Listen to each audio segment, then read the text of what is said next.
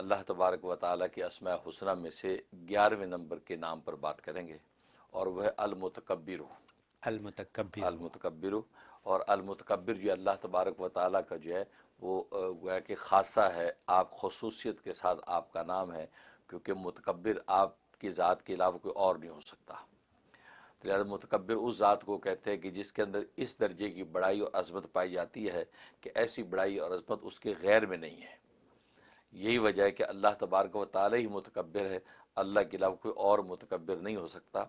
यही वजह है कि किसी को तकब्बुर करने की इजाज़त नहीं, क्योंकि अल्लाह तबारक व तआला ख़ुद इरशाद फरमाते हैं हदीस कुदसी है कि अल किब्रु रिदाई, कि ये तकब्बुर मेरी चादर है, कि जिसने मेरी चादर छीनने की कोशिश की तो मैं उसको सख्त अजाब दूंगा।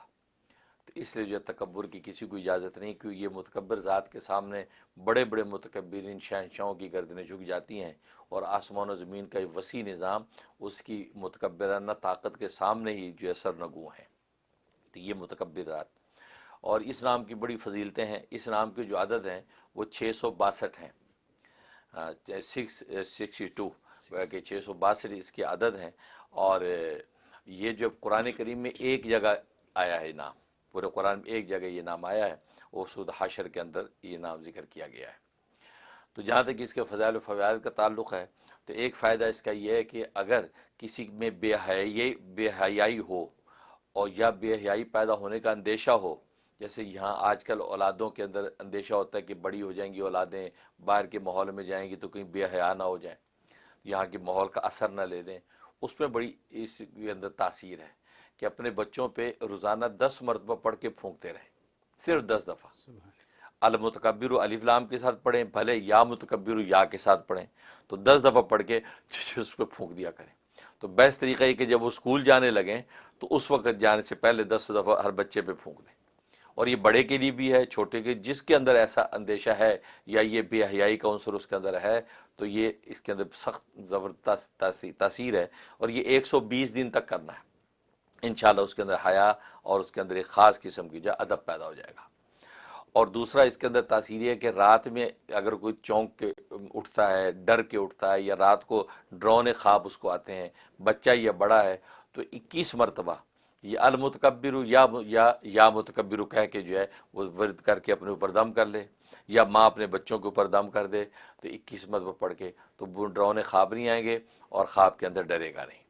ये इसके अंदर तासीर। और तीसरा इसके अंदर ये कि अगर कोई नया काम करना चाहता है, उसको रुकावट का अंदेशा है कि यार ये मेरे काम में रुकावट ना आ जाए, या ये काम पाए तकमील तक ना पहुँचे, या ज़िंदगी के किसी भी काम के बारे में सोचता है, तो उसका तरीक़ा ये कि या तो कसरत से उससे पहले इसका विर्द करे, या मुतकब्बिर या मुतकब्बिर या मुतकब्बिर, कसरत से।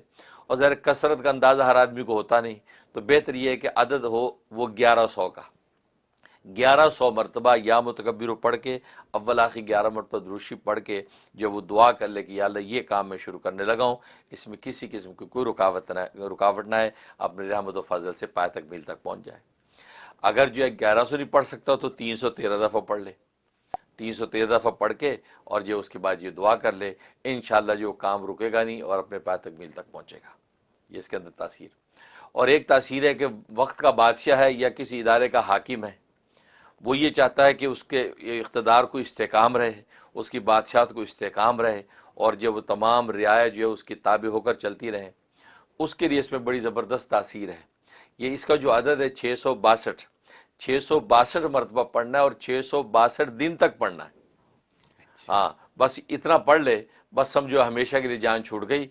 अब इंशाअल्लाह उसका इक़्तिदार, उसकी जो भी हुकूमत है, जो उसका जो है ओहदा है, उसके अंदर उसको इस्तेकाम रहेगा और कोई भी जो है उसको हिला नहीं सकेगा, और ये इसकी जो है वो वह की हैसियत जो है वो पूरे इत्तेदाल के साथ चलती रहेगी।